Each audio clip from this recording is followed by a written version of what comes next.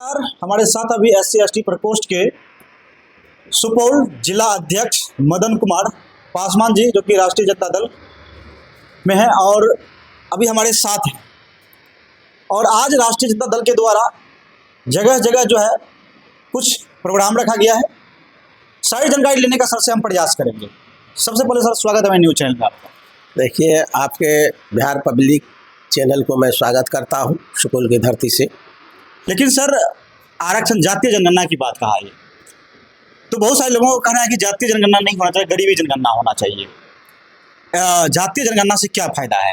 देखिए, जातीय जनगणना इसलिए किया जाएगा कि पता चल जाएगा किस जात में कितना कमजोर है, कौन गरीब है, कौन अमीर है, सारा चीज पता चल जाता है। जनसंख्या किसकी कितनी है उतना उसको भागीदारी मिलनी चाहिए। जातीय जनगणना से ये होता है कि पता चल जाए किस किस जाति का कितना आदमी है। जिस समय में जातीय को बांटने में लगा था सरकार या जो भी पब्लिक या राजनीतिक लोग, जात जात में प्रखंडवाद में जात बांटा, अभी जात गिनाने में उसको क्यों शर्म हो रहा है? अभी जातीय जनगणना कराने में क्या दिक्कत है? हमको जातीय जनगणना चाहिए पूरे देश लेवल में। हमको जो जनसंख्या है उसके आधार पर हमको भागीदारी चाहिए। क्या लग रहा है कि पूरे देश में जातीय जनगणना होगा? जी एकदम।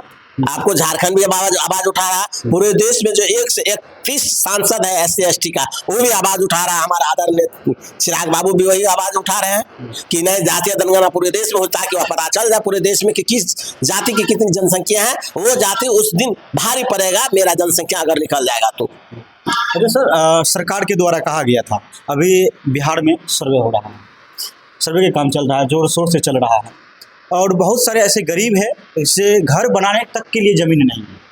सरकार के द्वारा जो कहा गया था कि गरीबों को 5 डिसमिल ज़मीन दिया जाएगा, लेकिन अभी तक नहीं मिल पाया है। क्या कहना चाहेंगे? देखिए, ये तो बहुत अच्छी बात है कि सरकार सर्वे करवा रहा है जमीन का। इससे पता चल जाएगा कि किसके पास कितना जमीन है। जमींदार के पास अधिक जमीन है और उनसे जमींदार से जो अधिक जमीन पाया जाएगा तो भूमिहीन को दिया जाए। भूमिहीन है हमारे देश में बहुत, हमारे बिहार में सबसे अधिक अभी है गरीब तबका के लोग जो है, हर कास्ट में, हर जाति में, हर वर्ग में, कोई जो दलित तुम है, सब जाति में है। उनके अनुसार वह 5 डिसमिल जमीन वो दे ताकि इंदिरा आवास वो सही समय पर मुहैया कर सके। जमीनें नहीं रहेगा तो घर कहाँ से बनेगा? लेकिन सरकार के द्वारा सर कहा गया था, सिर्फ देखें कि कागजी पर कहा जाता है लेकिन दिया नहीं जाता। अभी भी लोग जमीन के लिए 5 डिसमिल जमीन के लिए ब्लॉक दौड़ते हैं, जगह जगह दौड़ते हैं पदाधिकारी के चक्कर, लेकिन नहीं मिल पाता। देखिए, ये तो कमजोरी है हमारे बिहार सरकार सुशासन की। अगर वह चाह लेगी तो 5 डिसमिल जमीन उसके लिए भारी नहीं है दलितों को देने के लिए। अभी देखिए, बड़ा बड़ा हवाई अड्डा बनता है तो उसमें फायदा है सरकार को, तो तुरंत हवाई अड्डा के लिए जमीन खरीदा जाता है। अभी बस का जरूरत है अड्डा का तो उसको तुरंत खरीदा जाता है। रेलवे की जमीन की जरूरत पड़ती है तो वह तुरंत खरीदा जाता है उससे, क्योंकि उसको फायदा है। अब भूमिहीन से तो फायदा नहीं होगा, इसलिए नहीं चाहता है कि भूमिहीन को 5 डिसमिल जमीन दे, उससे क्यों फायदा तो नहीं मिलेगा। गरीब को 5 डिसमिल अगर जमीन दे देगा तो इंदिरा आवास मिलने का चांस मिलेगा। और हमारे दलित समाज में सबसे अधिक है रोड पर बसे हुए। आप चलिए, मैं गिनती करवाऊंगा कि कहाँ कहाँ हमारा दलित है। दलित सबसे भूमिहीन है, उनको 5 डिसमिल जमीन देने में, खरीदने में क्या दिक्कत है? उसको खरीद करके देना चाहिए। बिल्कुल। तो अभी हवाई अड्डा की बात हो जाती है, रेलवे की बात, तुरंत खरीद हो जाता जमीन। मेडिकल कॉलेज की जरूरत है, लेकिन उन गरीबों के लिए आवाज कौन उठाएगा सर? अभी जो आवाज उठा रहे हैं हम दलित परिवार के लोग, बहुजन के लिए, वंचित के लिए, शोषित के लिए, यही आवाज हमारी जाएगी यहाँ से। लेकिन आप ही के बहुजन के नेता, कुछ नेता है ऐसे, जैसे माननीय जीतन राम मांझी जी, जो कि आरक्षण का विरोध करते हैं कि आरक्षण को समाप्त कर देना चाहिए। अभी जो माननीय जो कहा है ये सही है? नहीं, ये जीतन राम मांझी का बहुत बड़ा भ्रम है। अभी हमारे समाज में समान अधिकार नहीं मिला है, समानता का अधिकार नहीं मिला है। जीतन राम मांझी अगर कह रहा है कि दलित संपन्न जो है वो आरक्षण छोड़ दे, सबसे पहले मैं उनसे इस्तीफा मांगता हूँ कि वह कह रहा है ना कि दलित संपन्न आरक्षण छोड़ दे। पहले 1 नंबर में जीतन राम मांझी केंद्र सरकार में है मंत्री, और बिहार सरकार में भी उनका बेटा संतोष कुमार सुमन, वो दोनों आरक्षण से वंचित हो जाए और वह छोड़ दे, इस्तीफा दे दे। मैं इस्तीफा उनसे मांगता हूँ। किसी गरीब भूया मुसहर को उस सीट पर जाकर को जिताने का काम करे, या जनरल में लड़के देखे कि इसको जनरल वाला जीतने देता है, तो इस किस अधिकार के लिए ये कह रहा है कि आरक्षण छोड़ दे? क्या एक जीतन राम मांझी बन गया तो संपन्न दलित, तो सब दलित है, संपन्न हो गया? चलिए, आप रास्ता पर देखिए कितने दलित भूमिहीन है, सब रोड पर गुजर बसर कर रहा है। सब क्या जीतने राम मांझी है क्या? जीतन राम मांझी अपना दूत है, किसी गरीब को वो लड़ावे तब ना हम बुझेंगे आप बहुत ईमानदार हैं, आप अपना संपन्न दलित हैं। आगे हम विधानसभा चुनाव की बात कर लें। 2025 विधानसभा, जहाँ की त्रिवेणीगंज विधानसभा में आप आते हैं और त्रिवेणीगंज विधानसभा से आप चर्चे में हैं कि मदन कुमार पासवान उम्मीदवार चुनाव लड़ सकते हैं। क्या आप यहाँ से त्रिवेणीगंज विधानसभा से चुनाव लड़ेंगे? देखिए, चर्चा का विषय तो पूरा माहौल बना हुआ है जी। कि मैं दलित में सबसे समझदार, बुद्धिजीवी, विवेकपूर्ण, निर्भय और मिलनसार व्यक्ति में मैं माना जा रहा हूँ अभी दलित चेहरा में यहाँ सुपौल में।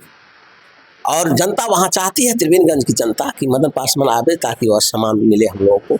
सब चाह रहा है, कौन नहीं चाहता है कि पार्टी में हम दिन रात मेहनत कर रहे हैं। आप देख रहे हैं कि हर जगह जहाँ जहाँ कार्यक्रम हो, दिल्ली हो, पटना हो, पूर्णिया हो, जिला में जहाँ भी पहले झंडा मेरे हाथ में रहता है और वह झंडा उठा करके हम आदरणीय राष्ट्रीय जनता दल के हित में मैं काम करता हूँ। अभी भी मैं करूँगा, राष्ट्रीय जनता दल के हित में करते रहूँगा सदा के लिए। मैं चाहता हूँ कि हमको सेवा करने का मौका दे, ये आला कमान के हाथ में। आला कमान जिसको वहाँ चाहेगा हम उसके साथ जाएंगे, हम मदद करेंगे।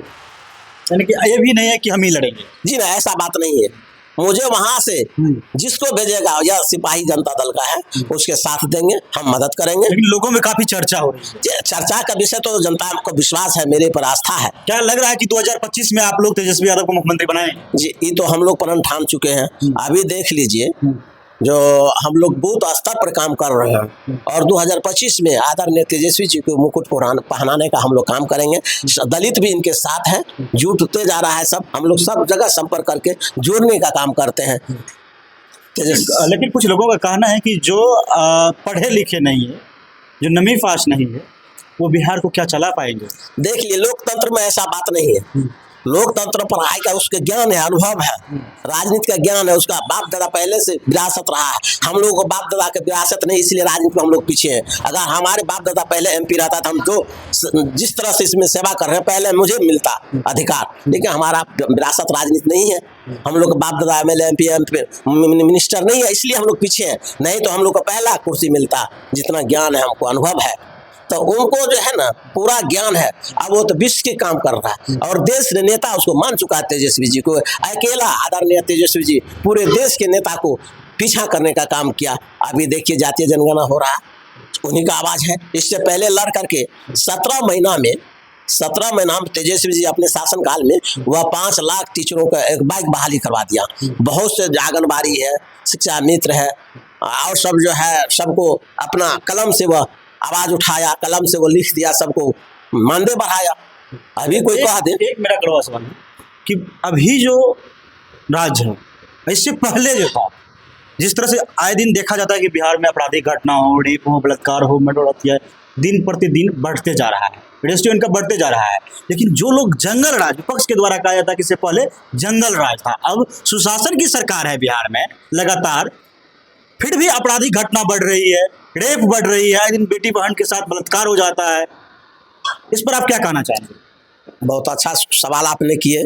दिन रात आप देखते हैं, आप इस क्षेत्र में दौरा करते हैं, आप जितने चैनल वाले भाई हैं, जहाँ जहाँ मर्डर होता है, जहाँ जहाँ हत्या होती है, जहाँ बलात्कार होता है, वहाँ आप लोग खुद स्वयं देखते हैं अपने आंखों से कि कितना इस सुशासन सरकार में बलात्कार और मर्डर और हत्या हो रही है। उस पर सरकार का नजर नहीं है।